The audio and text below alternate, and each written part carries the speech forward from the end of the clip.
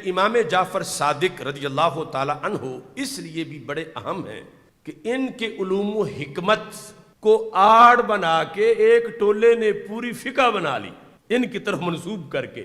تو جب اتنی بڑی شخصیت ہمارے عقیدے کی ترجمان ہے تو پھر یہ ہے اہل سنت و جماعت کی فتح کہ امام جعفر صادق رضی اللہ تعالی عنہ کے نام پر دکانداری چمکانا اور ہے اور ان کے عقیدے پر جنت جانا اور ہے.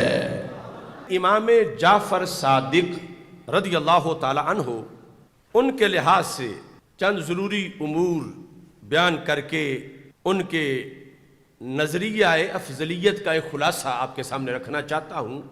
حضرت سیدنا امام جعفر صادق رضی اللہ تعالی عنہ تہذیب الکمال فی اسماء الرجال حافظ جمال الدین مزی نے ان کے لحاظ سے تیسری جلد میں لکھا جعفر ابن محمد ابن علی ابن الحسین ابن علی ابن ابی طالب رضی اللہ تعالی عنہ القرشی الہاشمی المدنی الصادق.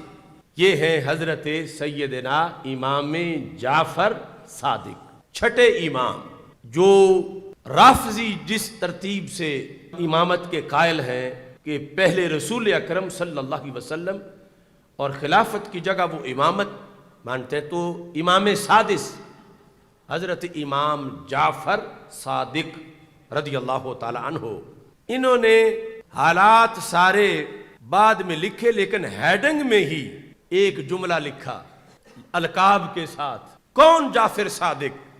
کہتے ہیں وہ جعفر صادق جو اعلان کہا کرتے تھے والدانی ابو بکر الصدیق مرتین.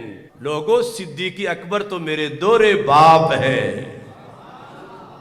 تو امام ذہبی نے سیر اعلام النبلاء کی چھٹی جلد کے اندر جب ان کا تعارف لکھنا شروع کیا تو انہوں نے بھی لکھا والدانی ابو بکر الصدیق مرتین.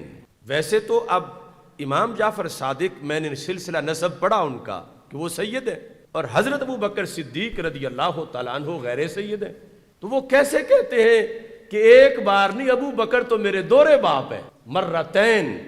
یہ ہے امام جعفر رضی اللہ تعالیٰ عنہ جو امام محمد باقر کے بیٹے ہیں اور امام محمد باقر رضی اللہ تعالیٰ عنہ امام زین العابدین رضی اللہ تعالیٰ عنہ کے بیٹے ہیں اور امام زین العابدین رضی اللہ تعالیٰ عنہ امام حسین رضی اللہ تعالیٰ عنہ کے بیٹے ہیں اور امام حسین رضی اللہ تعالیٰ عنہ حضرت سیدنا مولا علی رضی اللہ تعالیٰ عنہ کے اور سیدہ فاطمہ الزہراء رضی اللہ تعالیٰ عنہ کے فرزند ہیں.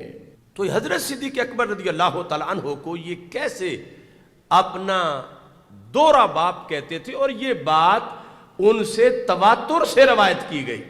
تواتر سے یعنی اس میں کوئی شک ہی نہیں. ہر کسی نے ان کے حالات میں ان کی اس جملے کو ضرور لکھا کہ وہ یہ فرماتے تھے. تو سبب اس کا کیا ہے؟ تو حضرت صدیق اکبر رضی اللہ تعالی عنہ کے دو صاحبزادے تھے. ایک کا نام حضرت عبد الرحمن بن ابی بکر رضی اللہ تعالی عنہ اور دوسرے حضرت محمد بن ابی بکر رضی اللہ تعالی عنہ. جو محمد بن ابی بکر ہیں ان کے آگے بیٹے تھے حضرت قاسم رضی اللہ تعالیٰ عنہ جو بہت بڑے فقیہ تھے. یعنی حضرت صدیق اکبر کے پوتے ایک طرف سے پوتے تھے اور دوسری طرف حضرت عبد الرحمن جو حضرت صدیق اکبر کے بیٹے ہیں ان کی بیٹی تھیں حضرت صدیق اکبر کی پوتی. ان کا نام تھا حضرت اسماء بنت عبد الرحمن. ایک تو اسماء بنت ابی بکر ہے حضرت عائشہ صدیقہ کی بڑی بہن. یہ حضرت اسماء حضرت عبد الرحمن کی بیٹی ہیں یعنی حضرت صدیق اکبر رضی اللہ تعالیٰ عنہ کی پوتی ہیں. اب ان دونوں کی آپس میں شادی ہوئی حضرت قاسم اور حضرت اسماء رضی اللہ تعالیٰ عنہما کی. ایک تھے حضرت صدیق اکبر رضی اللہ تعالیٰ عنہ کے پوتے اور دوسری تھی سیدنا صدیق اکبر کی پوتی. ان دونوں کے ہاں جس دختر نیک اختر کی ولادت ہوئی ان کا نام حضرت ام فروہ رضی اللہ تعالی عنہا ہے۔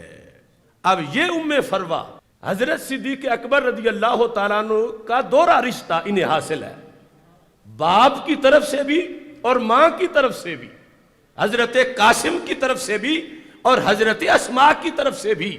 کیا مقام ہے آل ابی بکر کا کہ جن کے گھر بارات آئی تھی مولا علی کے فرزند کی۔ کس کی بارات آئی؟ بارات آئی امام محمد باقر کی، امام زین العابدین کے فرزند امام محمد باقر رضی اللہ تعالی عنہ کی بارات آئی، تو یہ جن سے شادی ہوئی وہ تھیں حضرت ام فروہ رضی اللہ تعالی عنہ۔